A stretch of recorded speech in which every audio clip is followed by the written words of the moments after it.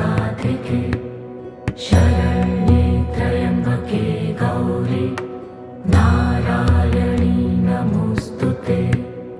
या देवी सर्वभूतेषु विष्णुमायेति शक्तिता नमः।